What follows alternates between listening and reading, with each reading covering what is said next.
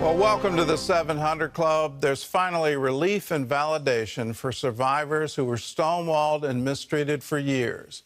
The Southern Baptist Convention is now taking major steps to address sexual abuse. Those steps include a database for tracking predators, which will help local churches avoid hiring them. Heather Sells reports from the SBC's annual meeting in Anaheim, California. Southern Baptists have sent a loud message to a watching world. No more business as usual. They have approved a new president who has signaled support for abuse reform, and they've agreed to start a database to track predators in their churches.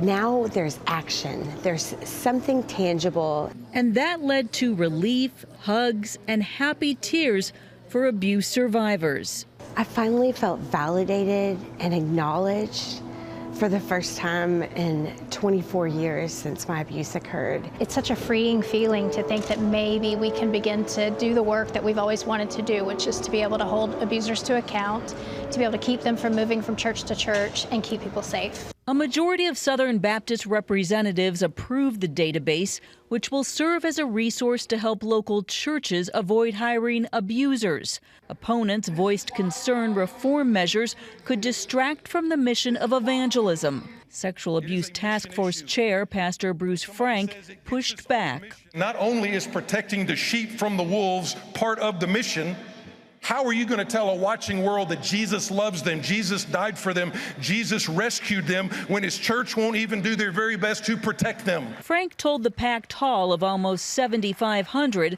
that survivors were the real heroes. Task Force member Rachel Denhollander reminded many have long advocated for reform. Because they didn't give up, those ballots went out today.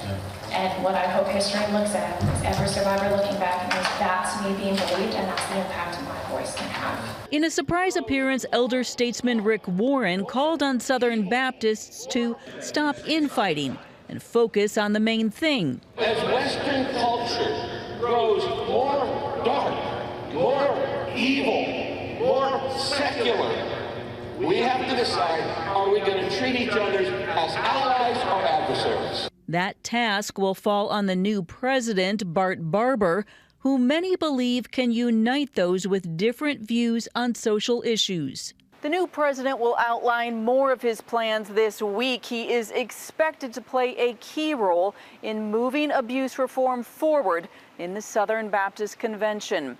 Reporting in Anaheim, California, Heather Sells, CBN News. In other news, with gas prices at record highs, President Biden is planning a visit to the world's largest oil producer. Ephraim Graham has that story from our CBN News Bureau in Washington. Ephraim? Gordon, the White House confirmed the president will visit Saudi Arabia next month, but first he'll stop in Israel to meet Jewish and Palestinian leaders. As Chris Mitchell reports from Jerusalem, the visit comes at a time of major economic woes for the United States and a serious political crisis in Israel. White House Press Secretary Karine Jean-Pierre briefed the White House press corps on Air Force One. With gas prices at historic levels, she downplayed the suggestion that President Biden's visit is about convincing Saudi Arabia to produce more oil. While energy security is one important issue, it's hardly the only one. Saudi Arabia is the chair of OPEC Plus, as you all know, and it's the largest exporter. Of course, we discuss energy with the Saudi government. President Biden's relationship with Saudi Arabia has been strained. He released a CIA report blaming the murder of journalist Jamal Khashoggi on the Crown Prince, and during the presidential campaign, called the Desert Kingdom a pariah. Think about it. He calls them a pariah, says they have very little redeeming social value, but all of a sudden we need him. So please, please, please, pump more oil at cheaper prices, he goes to say, right? Jason Greenblatt, one of the architects behind the Abraham Accords, hopes the White House realizes the role Saudi Arabia plays in the region. I think they called them a strategic partner in today's White House release about the trip.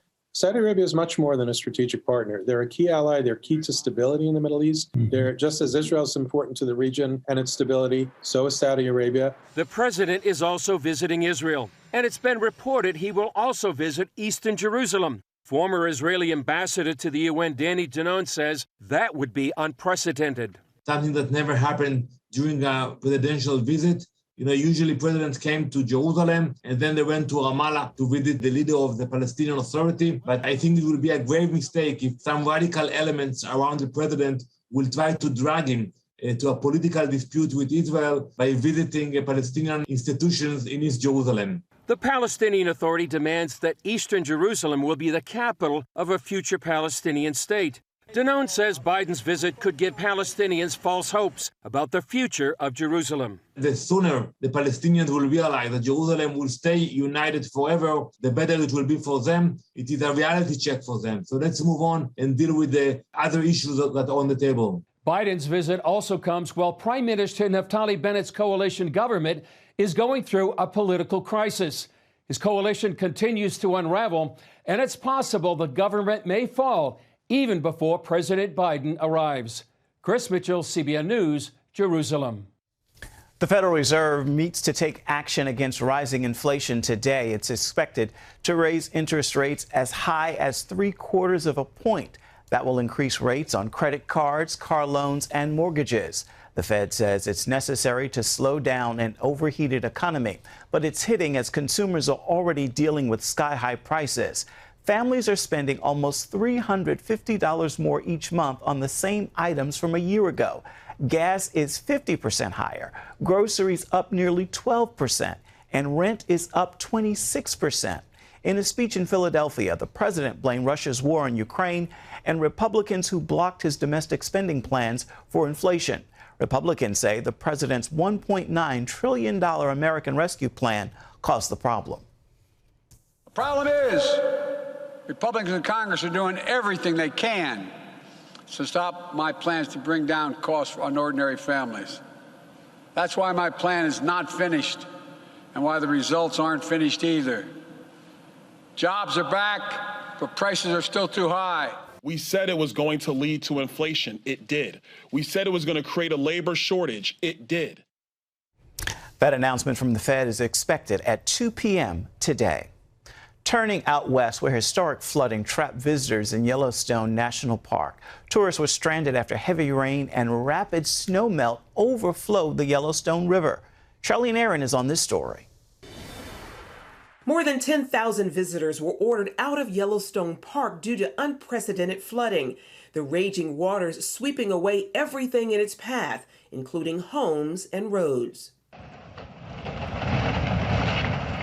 Catastrophic floods swept homes miles downstream. It was just going really fast, and the water was just taking logs down the river. Historic flooding forcing thousands to evacuate Yellowstone Park. Lots and lots of folks experiencing lots of extensive damage, that's going to remain to be seen in the days to come. The historic flood triggered after near record high temperatures melted 5 inches of snow in higher elevations.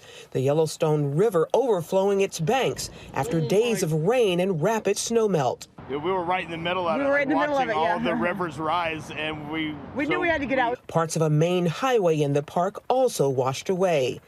Driving out becoming a dangerous journey. This SUV hit by falling rocks.